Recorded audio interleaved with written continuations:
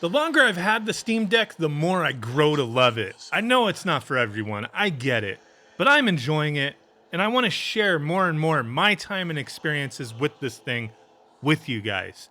Pre-orders are still up for shipping October and beyond this year, and I just tossed another $5 down on a 64 gigabyte version, hoping to have a pretty cool gift for someone later this year. I really think the value in the $400 Steam Deck is kind of like overshadowed by everybody grabbing the other ones, but I think it's amazing. I mean, I have been using the 512 gigabyte model and, just mostly been using a micro SD card for storage. And I think even the lower price model will be great for a lot of people if you can't justify that, extra bump in money for the storage space. You can always upgrade later, adding a drive if you want. But yeah, I'm really digging this thing. Now, I've also seen the Steam Deck official dock has been slightly upgraded since the last time I looked at what it involved. Now it has 3 USB 3.1 ports instead of just one. Originally, it had one of those and then 2 USB 2.0 ports. So that little upgrade will be pretty nice for those wanting to use this in desktop mode and wanting to keep it, all official products type of thing. There's other ways of docking your Steam Deck if you want. Now, I'm really hoping the dock price comes in at a reasonable price, so I wouldn't mind having one to more easily capture footage and tinker with the system in the future. Desktop mode and handheld really sucks, man. But back to what I wanted to share today. So in my last video, we covered using EmuDeck to play some retro games.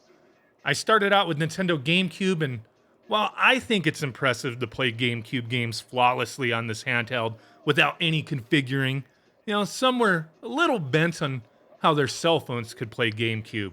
That's cool, I guess, but it's not my experience. I don't use my cell phone for gaming, and I never really considered doing so. I see my phone as a disposable piece of tech, unfortunately. I mean, I think that's how they design them anyway. But for me, it's just not a gaming device. I don't use it that way at all. If it is for you, that's cool. I like having dedicated devices for gaming, and the Steam Deck is serving that purpose for me. But one of the most requested systems to test out on my channel in the comments was the PlayStation 2. So that's what I wanted to check out in this video.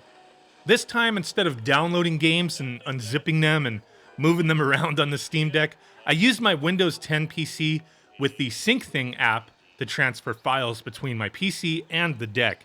And this works extremely well, like crazy well. I wish I would have known about it earlier. I've tried a couple other ways of doing this and just didn't work for me, but SyncThing did the trick. So doing things on the Steam Deck desktop, like I've already said, it kind of sucks. The keyboard just doesn't work right if you're using the on-screen keyboard. So I'm glad I found an option that works a million times better.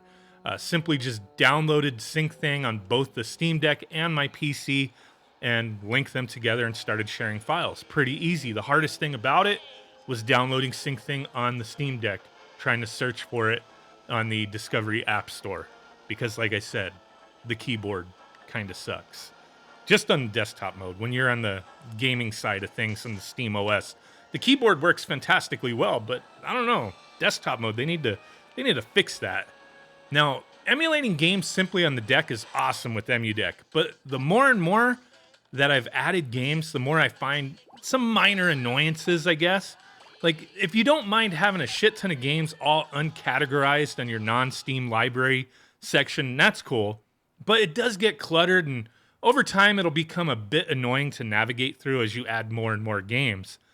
I suppose a smaller curated selection of games would probably be fine. Maybe that's what I'll ultimately wind up doing after I, test a bunch of stuff out on my channel anyway, is kind of, move things down to just what I want to play.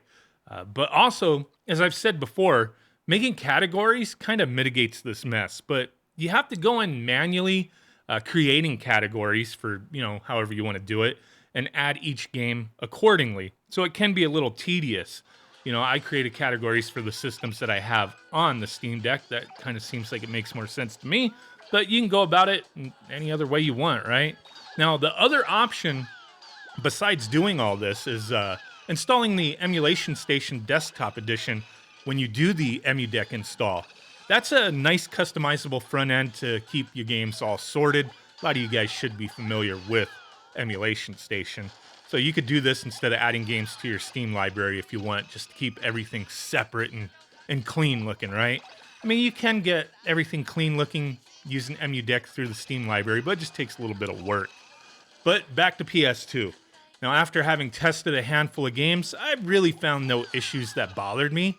Everything played at a steady 60 FPS for the most part. I only had one exception, but it wasn't rendered unplayable by any means, and that was Shadow of the Colossus. It varied a bit in frame rate. Nothing crazy, but there was some variance here. But in reality, I think that's actually close to how it performs on the original PS2 anyway.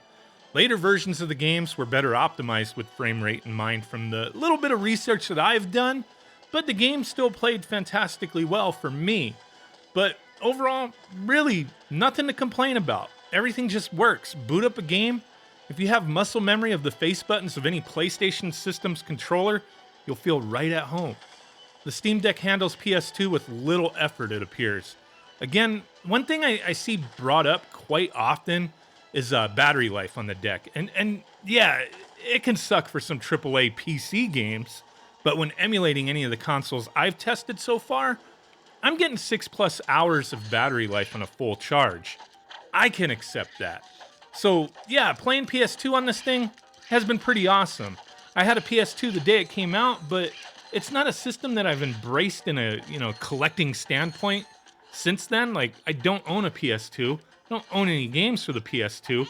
And when I was getting this video ready, I was trying to look through some suggestions of games, and it was kind of a weird thing. Like, at that time, I was in love with the Dreamcast. That may be another system I want to test out on the Steam Deck, but I was stuck in the Dreamcast when the PS2 first came out, and I remember falling in love with the PS2, but ultimately, it kind of killed the Dreamcast, right?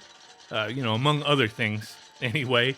But going back, I was like, man, what games were like really memorable for me for the PS2? And it was kind of hard to remember too much. It was kind of weird. Like PS1, I could name like off the top of my head like 100 games. You know what I mean?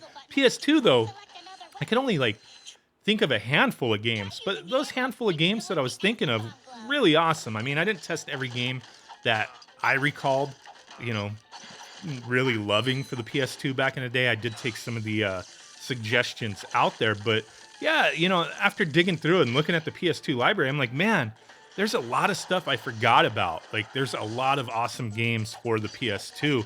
So it's really cool to go back and finally start emulating this system. Like, yeah, I've got other systems, PCs that can handle PS2, but I really never embraced going back to the PS2 and playing it now on the Steam Deck. I'm like, hell yeah. Like, there's a couple of the games that I tested today that I actually just kicked back and was playing for a few hours because I was really digging it. I'm loving the Steam Deck. Really just wanted to share my experiences and thoughts with you guys. Kind of, a little bit of information, a little bit of experience. Hear what you guys got to say. Conversate about it. You know the drill. Really do appreciate every single one of you guys. Thanks for watching, and I will catch you guys next time. Bye.